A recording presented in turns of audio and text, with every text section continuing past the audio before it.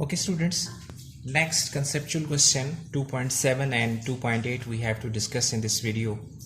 So I'm going to read out the statement of this 2.7. In 2.7 question they are saying sketch a distance time graph for a body starting from rest.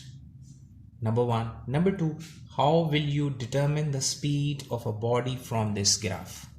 So in this statement we have to describe two things. Number 1, according to statement we have to draw and sketch a graph between distance and time. So time we take generally on x-axis, distance we take on y-axis. Let's suppose distance is 5 meter, 10 meter, 15 meters and 20 meters, etc. So distance we have taken along y-axis and time is taken along x-axis. Now let's say if we say right after 1 second car travels 5 meter distance, next 1 second means from starting 2 seconds car travels 5 meter distance, next 5 meter distance means from starting total 10 meters distance. Now next 1 second means right from starting 3 seconds distance covered is next 5 means 15 meter, next 1 second, next 5 means 20 meter, and so on. Is it? So it means now when you draw a line by joining these different points, so you will get a straight line. Is it? So according to this, draw the distance time graph for a body starting from rest. When time was 0, body was at rest covering no distance. That's why this y-axis representing distance. So it means graph is at origin.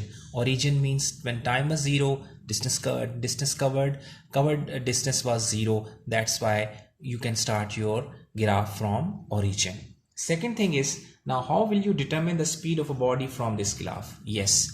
So let's suppose at any moment if you need the speed of the car, now this is basically graph. So let's suppose if you select this point P or this point, anywhere on this graph you can select any point. Suppose you select this point.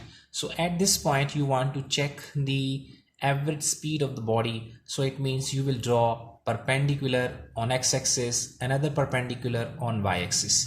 So it means now here you will see that how much total time was taken by the body. When you draw this perpendicular, you see total time from starting 3 seconds are passed.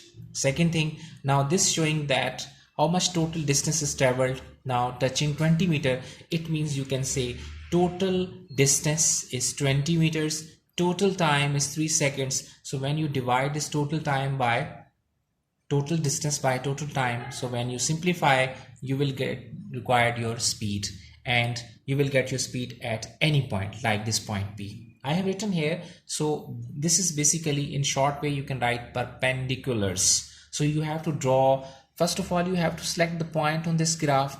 At this point if you need the value of you can say speed, so it means draw one perpendicular on x-axis, second perpendicular on y-axis. So now find out the total time, total distance. So divide for speed, total distance divided by total time, so you will get your required value of speed.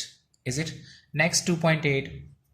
In 2.8 now they are saying what would be the shape of speed time graph if a body is moving with variable speed, means speed is different. So it means now here time is you have taken along x-axis, now velocity and speed is taken on y-axis. So this is basically speed 2 meter per second, 4 meter per second, and up till 12 meter per second, and so on. So now after 1 second speed is this, next after 1 second speed becomes this, next after 1 second speed becomes this, next after 1 second speed becomes this. So it means after every 1 second now speed is basically at different. Sometimes speed increases rapidly, sometimes speed decreases, sometimes again speed increases rapidly.